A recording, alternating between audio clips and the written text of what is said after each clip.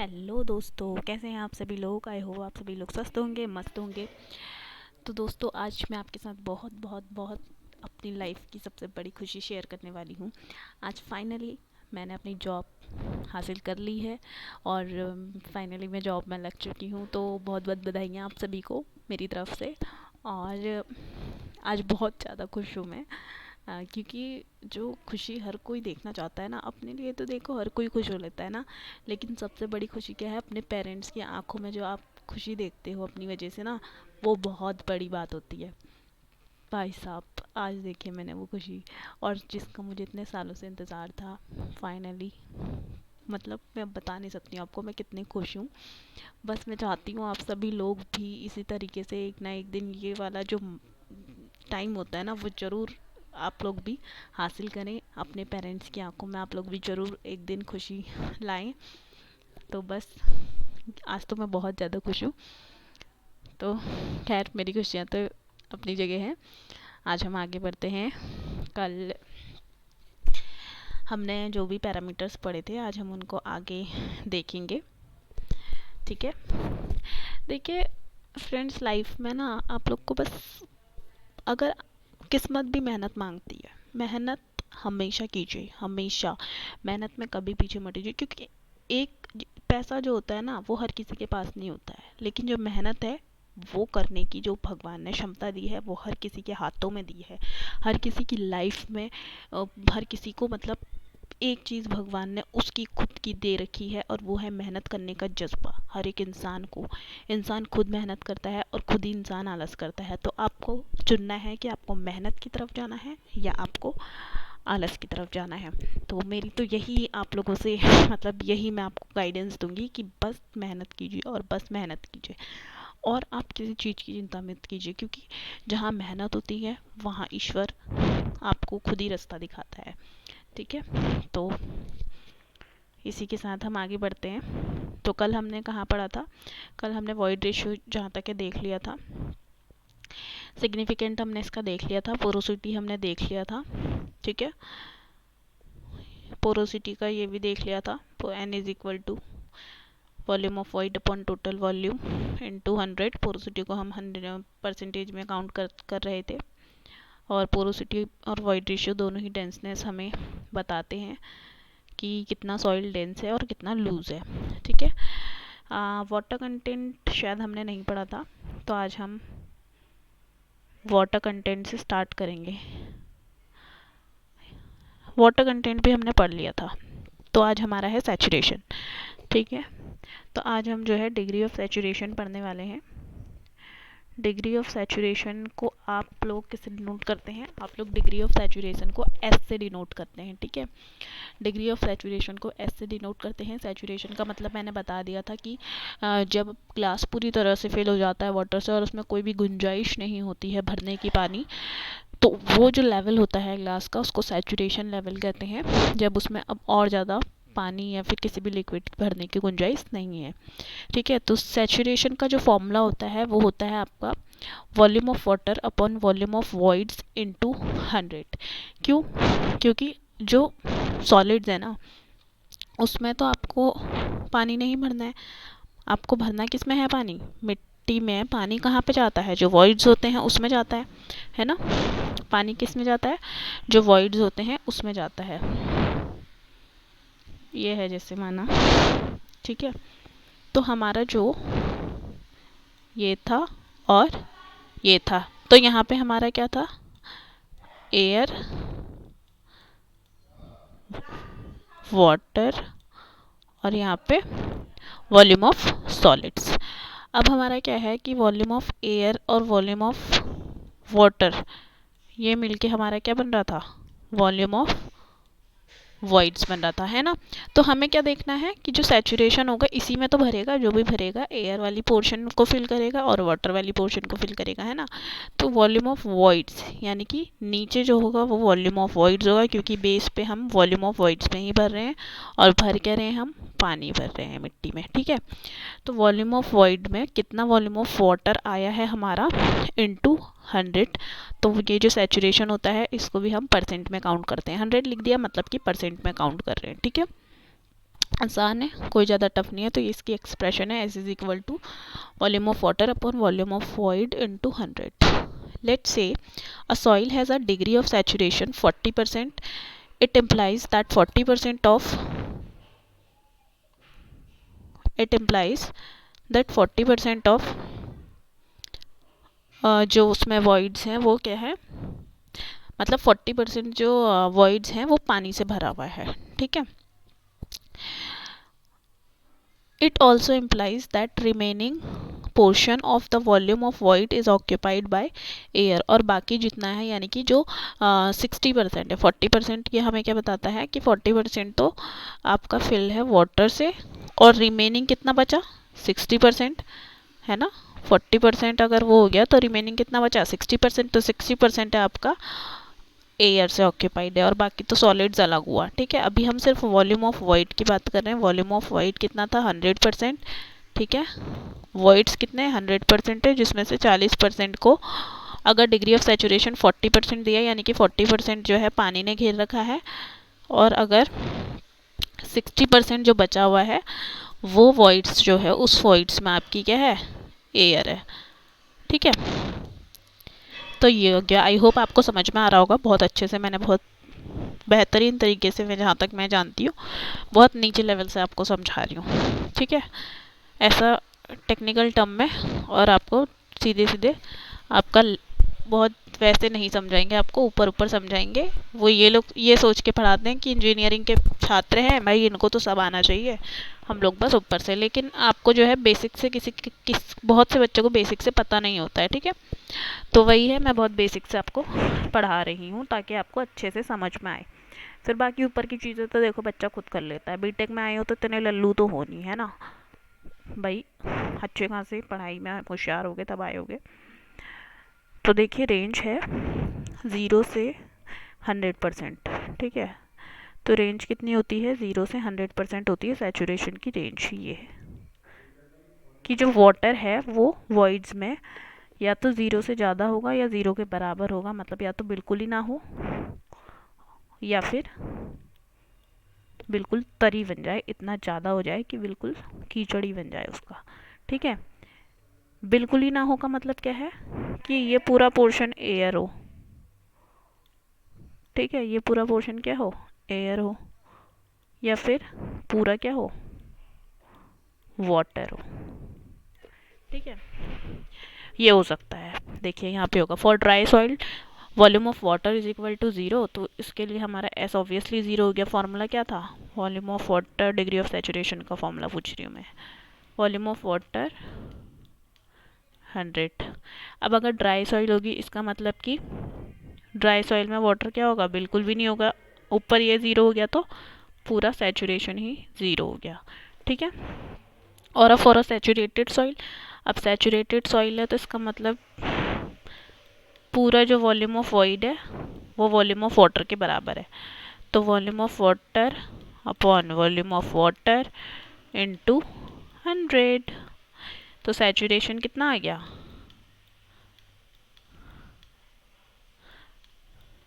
100% आ गया, है ना। आसान है। तो इसीलिए जो है सैचुरेशन की जो वैल्यू है वो कितनी होगी, वो कहाँ से कहाँ तक वेरी करेगी, तो वो वेरी करेगी आपकी 0 से 100% तक। VW can never exceed VV it implies, ठीक है। जो वॉल्यूम ऑफ वाटर है वो कभी भी जो है वॉल्यूम ऑफ वॉइड से एक्सीड नहीं करेगा। तो नॉर्मल सी चीज़ है यार, जितने वॉइड होंगे उतना ही तो पानी भरेगा कि वॉइड से बाहर ही निकल जाएगा, है ना। तो ये तो कोई बड़ी बात समझाने वाली नहीं थी, ठीक है। अब हम देखते हैं न्यूमेरिकल किस तरीके से किए जाते हैं, ठीक है। न्यूमेरिकल ऑन कॉम्पैक्टेड सॉइल, अगर आपका कॉम्पैक्टेड सॉइल है तो उसके लिए आप किस तरीके से न्यूमेरिकल करेंगे। In such problems the soil is taken from the borrow pit, ठीक है। जब कॉम्पैक्टेड सॉइल होती है तो हम उसमें क्या करते हैं, जैसे बोरोपिट से हमने सॉइल को निकाला, let the total volume of the soil and the void ratio VB and EV, ठीक है। अब हम क्या मानते हैं कि जो टोटल वॉल्यूम है जो बोरोपिट से हमने जहाँ से खड्डे से मिट्टी निकाली है, तो वहाँ पे जो ठीक है, वहाँ पे जो वॉल्यूम है जो बोरोपिट से निकाली है उसका वॉल्यूम है वी और वॉइड रेशियो है आपका ई बी का मतलब है बोरोपिट जहाँ से निकाली है मिट्टी। Now this soil is compacted. अब हमने क्या किया, बोरोपिट से हमने सॉइल निकाली तब उसका ये था, ठीक है, वॉइड रेशियो और वॉल्यूम ये था। उसके बाद जब हमने उसको कॉम्पैक्ट किया तो कॉम्पैक्ट करने के बाद जो वॉल्यूम हुआ वो वी हो गया और वॉइड रेशियो जो है वो ई हो गया। ठीक है, ये हो गया। उसके बाद कॉम्पैक्ट करने के बाद हमारा ये हो गया। उसके बाद अब हम देखेंगे कि इसमें हमारा कैसे हुआ। देखिए ये जो था ये है, ये तो हमारा जब हमने बोरोपिट से निकाला तो उस टाइम का है। ठीक है, जब हमने बोरोपिट से निकाला तो उस समय हमारा था V B E B A W S. ठीक है, जब हमने कॉम्पैक्ट किया, मिट्टी को दबाया, तो ये मिट्टी जो है इतनी हमारी दब गई नीचे है। ये एयर जो वॉइड वाला एरिया है वो कम हो गया और इतनी कॉम्पैक्ट हो गई, यहाँ से यहाँ तक मिट्टी जो है कॉम्पैक्ट हो गई। कॉम्पैक्ट होने के बाद ये टोटल वॉल्यूम बन गया इसका वी सी। ठीक है, और ये बन गया आपका ई सी, वॉइड रेशियो। ओके, अब हम देखेंगे इसमें न्यूमेरिकल के लिए हम बेसिकली फॉर्मूला निकालना है कि फॉर्मूला क्या बनेगा हमारा। Vs volume of soil is same in both the, obviously जो सॉइल सॉलिड्स होंगे वो तो सेम ही होंगे। हमने तो सिर्फ कॉम्पैक्ट किया ना, हमने वॉइड रेशियो को भरा है बोरोपिट से निकालने के बाद। जितना 200 ग्राम निकाला है तो सॉलिड पार्टिकल्स तो उतने ही होंगे ना सॉइल में।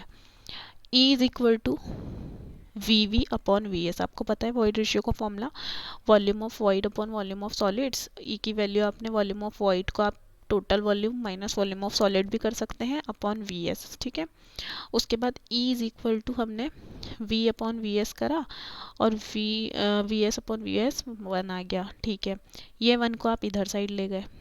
ठीक है, ये जो 1 है इसको आप ले गए कहाँ, ये जो 1 है इसको इस साइड ले गए, तो ये हो गया 1 प्लस ई और V upon V S same आया, तो वी एस की वैल्यू क्या हो गई, V अपॉन वी एस हो गई।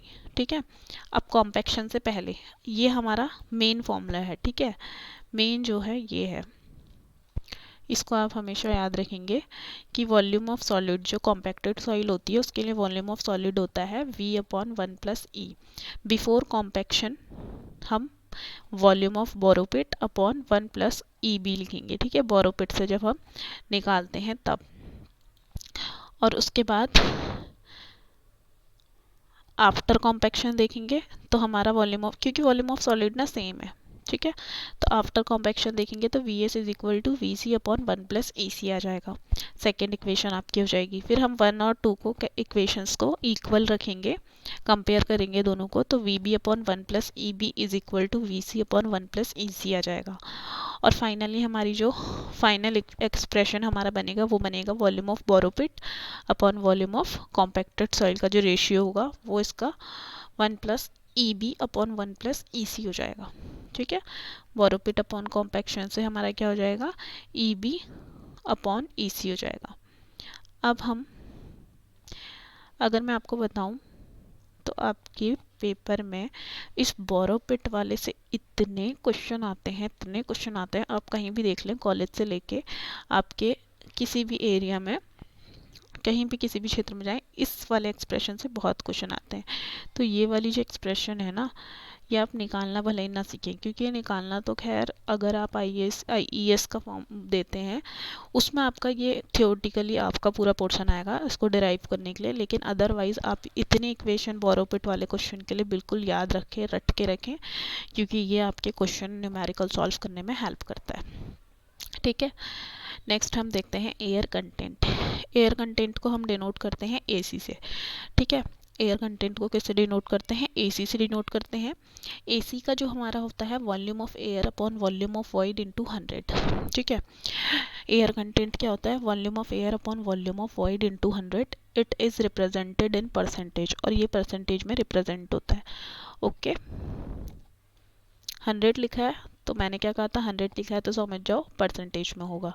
फॉर्मूला याद रखना। अब एयर कंटेंट की बात हो रही है तो सिर्फ हम एयर की बात करेंगे, तो volume of air upon volume of void. अभी तक हमने वाटर कंटेंट देखा था, सैचुरेशन लेवल देखा था। तो फिर सैचुरेशन में हम क्या देख रहे थे कि टू फेज डायग्राम हमने बनाया माना, ठीक है, हमने टू फेज डायग्राम बनाया, तो ये हमारा माना वॉइड है वाटर। तो ये वाटर में कितना, एक वॉइड में सॉरी ये सॉलिड्स है, ठीक है, और ये वॉइड है, तो उस वॉइड में कितना हमारा वाटर भर रहा है, ये हम इससे हम सैचुरेशन लेवल चेक करते हैं। और दूसरा हमारा जो टू फेज डायग्राम होगा उसमें हमारे वॉइड्स में कितनी एयर आती है वो हम चेक करेंगे वॉल्यूम ऑफ वॉइड्स के लिए, ठीक है। तो इसकी एक्सप्रेशन सिंपली क्या हो जाएगी, volume of air upon volume of void. Simple है। If a soil has an air content of 30%, then it implies that 30% of total volume of voids is occupied by air. Simply क्या है कि अगर आपके उसमें बताया है कि 30% एयर कंटेंट है, इसका मतलब 70% जो बचा हुआ भाग है वो किससे ऑक्यूपाइड है, वाटर से, ठीक है। वॉइड्स में अगर 30% जो है वो एयर ने ऑक्यूपाई किया है, तो बचा हुआ 70% जो होगा वो वाटर ही तो करेगा। समझ में आ रहा है ना। वॉइड्स की बात कर रहे हैं कि वॉइड्स में कितना पानी है और कितना एयर है, how much water and how much air. तो बहुत ज़्यादा टफ है नहीं, बस थोड़ा ध्यान देने की ज़रूरत है। अब अगर हम बात करें रेंज की, तो जो रेंज होती है वो होती है ड्राई सॉइल के लिए आपको पता है कि वॉल्यूम ऑफ एयर बराबर होगा वॉल्यूम ऑफ वाटर के, जिससे कि एयर कंटेंट जो है आपका यहाँ पे दिख नहीं रहा है, एयर कंटेंट जो है 100% हो जाएगा। और सैचुरेटेड सॉइल के लिए आपको पता है कि पूरी तरह से जो है वॉइड्स जो है सैचुरेटेड में वाटर से भरा होंगे, तो एयर जो है 0 होगी। तो इसीलिए जो रेंज होगी वो 0 से 100% होगी। कितनी होगी, 0 से 100% होगी। आसान है। एयर कंटेंट के सैचुरेशन लेवल की सैचुरेटेड सॉइल की जो रेंज होती है वो 0 से 100% ही होती है, ठीक है। Relationship between saturation and air content. अब एयर कंटेंट और सैचुरेशन के बीच आपको रिलेशन बताना है। डेराइव करते हैं हम इसको भी। देखिए सैचुरेशन का फॉर्मूला बताइए जल्दी से। वॉल्यूम ऑफ, क्या होता है सैचुरेशन का formula, volume of water upon volume of voids, ठीक है। और एयर कंटेंट का क्या होता है जल्दी बताइए, volume of air upon volume of AC is equal to volume of air upon volume of void. अब हमने क्या करा, ये इक्वेशन और ये इक्वेशन को ऐड कर दिया, S प्लस AC कर दिया, सैचुरेशन प्लस एयर कंटेंट, इन दोनों को ऐड कर दिया, ठीक है। स्टेप्स आप अच्छे से गौर से देखिए। वॉल्यूम ऑफ वॉइड हो गया VW प्लस VA। अब आपको पता है कि VW प्लस VA क्या होता है, it's very simple, volume of void होता है। तो वॉल्यूम ऑफ वॉइड ये हो गया अपॉन 1 आ गया, और ये हमारी फाइनल इक्वेशन हो गई कि saturation plus air content is equal to 1 होता है, ठीक है। आई होप आपको समझ में आ रहा होगा, बहुत आसान था ये। तो सैचुरेशन और एयर कंटेंट एक होता है, ठीक है। अब आपके हम नेक्स्ट पैरामीटर में आते हैं, एयर परसेंट, एयर वॉइड्स, ठीक है। एयर वॉइड्स परसेंटेज में देखते हैं, इसको हम जो है डिनोट करते हैं, ये N नहीं है बच्चों, ये है आपका ईटा, ठीक है। क्या है ये, ईटा है। तो जो ईटा ऐसे डिनोट करते हैं ना, ऐसे लिखते हैं air voids percentage, air voids की बात हम कर रहे हैं। तो यानी कि टोटल वॉल्यूम में कितना percent air volume of air है टोटल वॉल्यूम में, ठीक है। कितना परसेंट एयर का वॉल्यूम है उसको हम कहते हैं परसेंटेज एयर वॉइड्स, ठीक है। तो एयर वॉइड्स की परसेंटेज हम इस तरीके से निकालते हैं, eta A is equal to volume of air upon total volume into 100 लिखा है, तो परसेंट में इसको हम काउंट करेंगे, ऐसा आपको पता है। It is represented in percentage. इसकी जो रेंज होगी, रेंज आपको हमेशा याद रखनी है, range, because range is very important. अगर आपको नहीं लगता है तो आप फॉर्मूला याद रखिए और आप उसकी खुद से ही जो है रेंज निकाल लीजिए। रेंज आपकी आएगी इसकी भी 0 से 100% के बीच में। 100% इक्वल तो नहीं होता है 100% के, 100% से हमेशा नीचे ही होता है, लेकिन 0 के इक्वल और 0 से बड़ा होता है। फॉर सैचुरेटेड सॉइल के लिए जो ईटा ए होता है वो आपका 0 होता है, और वॉल्यूम ऑफ एयर जो होता है आपको पता है, volume of void plus volume of void plus volume of solid से वॉल्यूम ऑफ एयर हमेशा लेस होता है। इससे हमें पता चलता है कि जो ईटा ए है वो हमारा 100% से छोटा ही होगा। ठीक है, क्यों? क्योंकि वॉल्यूम ऑफ वॉइड और वॉल्यूम ऑफ सॉलिड मिला के 100% बना रहे हैं, है ना? बना रहे नहीं बना रहे हैं? अब जब ये 100 वॉल्यूम ऑफ वॉइड और इसको मिलाएंगे तो ये तो हमें छोटा ही होगा ना। ये तो आप नॉर्मली अपना दिमाग भी लगा सकते हैं डायग्राम के थ्रू या वैसे भी, कि ये तो ऑब्वियसली लेस देन होगा इन दोनों से। प्लस 1 यहाँ पे भी रखोगे, 1 यहाँ पे भी रखोगे, यहाँ पे भी 1 रखोगे, इक्वल वैल्यू रखोगे तो आपको पता है कि ये ज़्यादा आएगा, ये कम आएगा। उसी तरीके से ये और ये मिला के 100% होता है, तो ये अब बेसा 100% से छोटा होगा। ठीक है, not a big deal, it's very easy. Next है आपका यूनिट वेट ऑफ सॉइल। तो unit weight of soil next lecture में देखेंगे। फ़िलहाल के लिए इतना ही। आई होप कि आपको समझ में अच्छे से आया होगा। बहुत कुछ नहीं है, बहुत आसान चीज़ें हैं ये सब, और इतनी आसान आपको पहले कभी नहीं लगी होंगी जितनी इस लेक्चर के बाद लगने वाली हैं। बस आप नोट्स की हैंडराइटिंग में मत जाइए, पढ़ाने वाले के उसमें जाइए। ठीक है, और खुशखबरी मैंने आज आपको दी थी, और आई होप, आशा करती हूँ आप सभी को अच्छा लगा होगा ये लेक्चर, और आगे भी आप लोग इसी तरीके से सपोर्ट करेंगे मुझे भी, कि मैं और पढ़ाने में थोड़ी रुचि लाऊं, क्योंकि ये मैंने अभी अभी स्टार्ट किया है जस्ट पढ़ाना, क्योंकि मुझे ऐसा लग रहा था कि यार जब मेरा अब होने ही वाला है सिलेक्शन, तो क्यों ना मैं आप लोगों को भी पढ़ाना स्टार्ट कर दूँ, है ना? क्योंकि जो मेरे नोट्स हैं, अगर उससे मुझे फ़ायदा मिल सकता है तो कहीं ना कहीं आपको भी फ़ायदा मिल सकता है। ठीक है, तो ठीक है फिर, अगर पसंद आए तो बिल्कुल लाइक कीजिएगा। आपके ढेर सारी शुभकामनाओं की मैं जो है आदी रहूँगी, और वेट करूँगी आपकी शुभकामनाओं की, विशेष की।